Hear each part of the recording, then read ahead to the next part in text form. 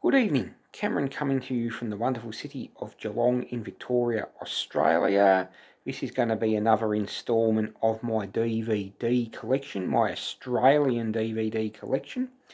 Good Friday today, and life is very different due to COVID-19.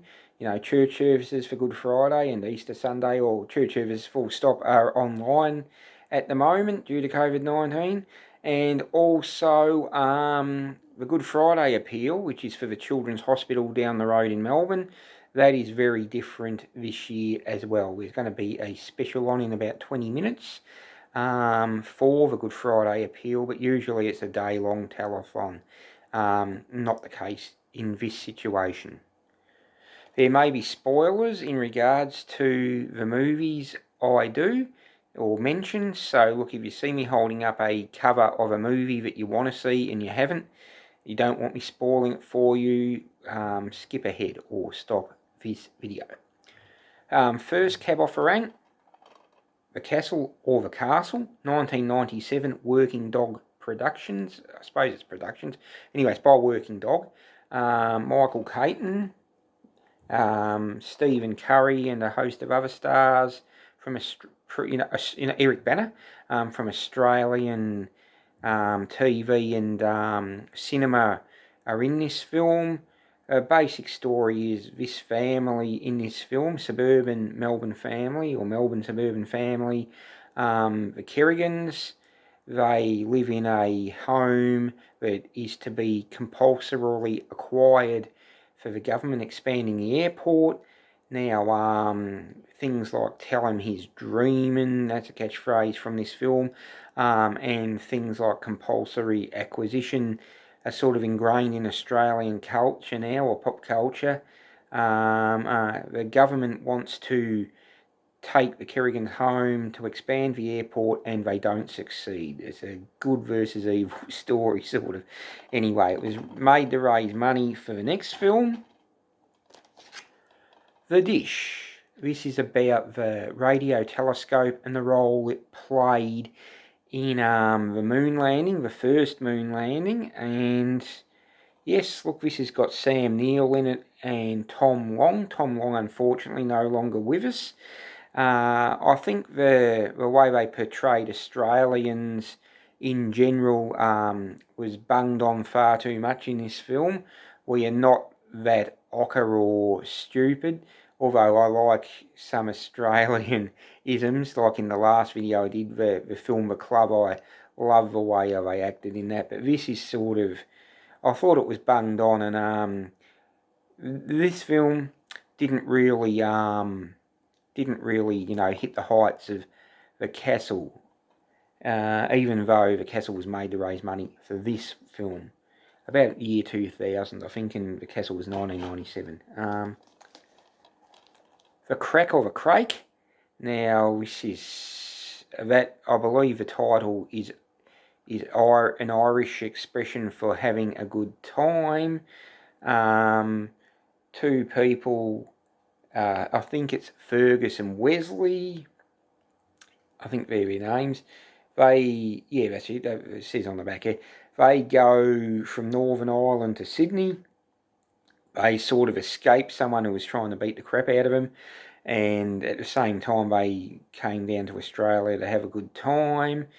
Just by some funny twist of fate, the person who was going to bash them up comes down to Australia also in some kind of witness protection program. And yeah, look, it's quite a good comedy. Jim Owen, he's Australian comedian. It's actually a very funny film and quite underrated. Yeah, look, it's sort of, we go to the Gold Coast. I believe the Monday Hotel that's on the back there is somewhere near Broken Hill. But yeah, look, that's a good film, and as you say, with the twists of, as I say, should say, as with the twists of fate in this film, it makes for quite a good laugh. This is another one with Stephen Curry in it, and it's got Rose Byrne in it as well, who's quite an accomplished Hollywood actor now. Takeaway. quite a funny film. It has some very good moments in it, about two fish and chip shops in a shopping mall in suburban Melbourne. A fast food joint wants to open a couple of doors down, which is quite unbelievable because, it's just a little strip mall in a very quiet street in Elphington. Well, it's not necessarily set in Elphington in Melbourne, but that's where it is. And yeah, look, but they don't want, of course, the big fast food joints going to run them out of business. They don't want that. And so they appeal to their good nature first to not open the restaurant, and of course that's not going to happen in a million years. And their solution, as I say, their spoilers, their solution is to actually pull down the fast food joint with the help of a tow truck driver friend. It's quite a silly ending, but I do like the film. I'll get a good chuckle out of it, except I think the ending's silly. Another one with Rose Byrne, but this one's got Heath Ledger in it as well. So this has got two people who've moved on to Hollywood. This film is about life in King's Cross, a Sydney suburb, which is the equivalent to Melbourne's St Kilda, I suppose, or probably Brisbane's Fortitude Valley. This particular film, Heath Ledger is a bouncer at a nightclub in King's Cross, and he aspires to move, make it bigger than that. A feather in your cap would be if you worked for Pando, who's played by Brian Brown, a gangster. Our hero Heath Ledger was going to run an errand for Pando, deliver $10,000. It all went pear-shaped, and Pando wants to kill him. Our hero Heath Ledger in the film, he believes that if he gets the money back somehow by any means, Pando will be off his back. And so, yeah, I'll leave it at that. The last film I'll do, but not least, it's based upon a novel I had to read, or I ended up enjoying it, but I read in year 10. Looking for Alibrandi. I think this came out in about the year 2000.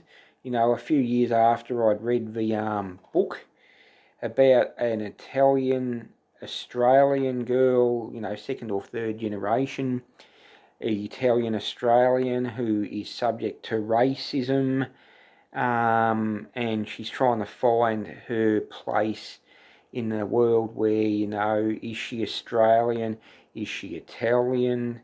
And yes, look, back when this film was made, and probably even when this film was made, things had improved a lot. But, this was sort of written around a time where we didn't celebrate people's differences. Rather, people who were Italians were probably subject to racism. Not probably, they were quite a while back. But as I say, back when this film was made, I think we were starting to turn the corner.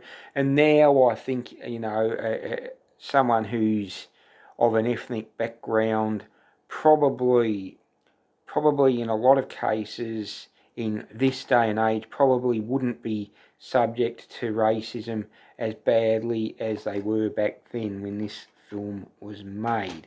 So look, that's that. I've given a very brief description of them. They are all good films.